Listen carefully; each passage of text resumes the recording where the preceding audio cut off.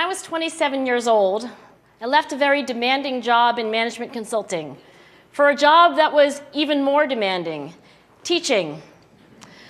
I went to teach 7th graders math in the New York City public schools.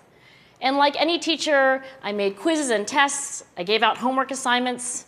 When the work came back, I calculated grades. What struck me was that IQ was not the only difference between my best and my worst students. Some of my strongest performers did not have stratospheric IQ scores. Some of my smartest kids weren't doing so well. And that got me thinking. The kinds of things you need to learn in 7th grade math, sure, they're hard. Ratios, decimals, the area of a parallelogram. But these concepts are not impossible.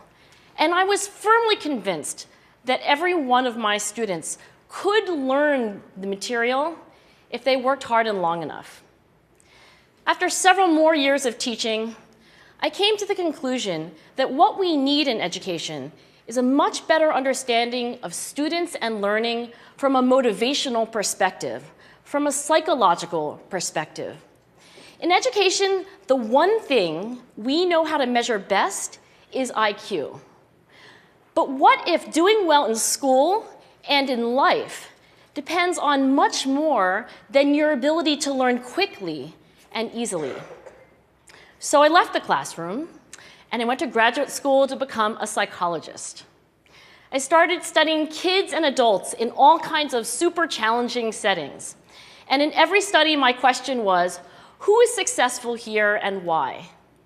My research team and I went to West Point Military Academy. We tried to predict which cadets would stay in military training and which would drop out. We went to the National Spelling Bee and tried to predict which children would advance farthest in competition. We studied rookie teachers working in really tough neighborhoods, asking which teachers are still going to be here in teaching by the end of the school year. And of those, who will be the most effective at improving learning outcomes for their students? We partnered with private companies, asking which of these salespeople is going to keep their jobs and who's going to earn the most money. In all those very different contexts, one characteristic emerged as a significant predictor of success. And it wasn't social intelligence, it wasn't good looks, physical health, and it wasn't IQ. It was grit. Grit is passion and perseverance for very long-term goals. Grit is having stamina. Grit is sticking with your future, day in, day out, not just for the week, not just for the month, but for years, and working really hard to make that future a reality. Grit is living life like it's a marathon, not a sprint. A few years ago, I started studying grit in the Chicago public schools. I asked thousands of high school juniors to take grit questionnaires, and then waited around more than a year to see who would graduate. Turns out that grittier kids were significantly more likely to graduate, even when I matched them on every characteristic I could measure, things like family income, standardized achievement test scores, even how safe kids felt when they were at school.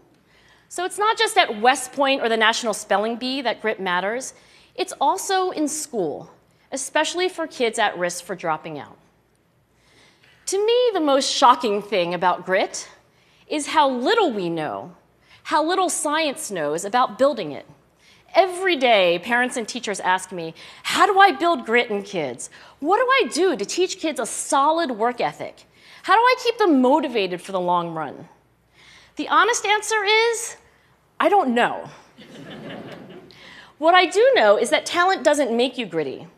Our data show very clearly that there are many talented individuals who simply do not follow through on their commitments. In fact, in our data, grit is usually unrelated or even inversely related to measures of talent. So far, the best idea I've heard about building grit in kids is something called growth mindset. This is an idea developed at Stanford University by Carol Dweck, and it is the belief that the ability to learn is not fixed, that it can change with your effort. Dr. Dweck has shown that when kids read and learn about the brain and how it changes and grows in response to challenge, they're much more likely to persevere when they fail because they don't believe that failure is a permanent condition. So growth mindset is a great idea for building grit, but we need more. And that's where I'm going to end my remarks, because that's where we are. That's the work that stands before us. We need to take our best ideas, our strongest intuitions, and we need to test them. We need to measure whether we've been successful, and we have to be willing to fail, to be wrong, to start over again with lessons learned. In other words, we need to be gritty about getting our kids grittier. Thank you.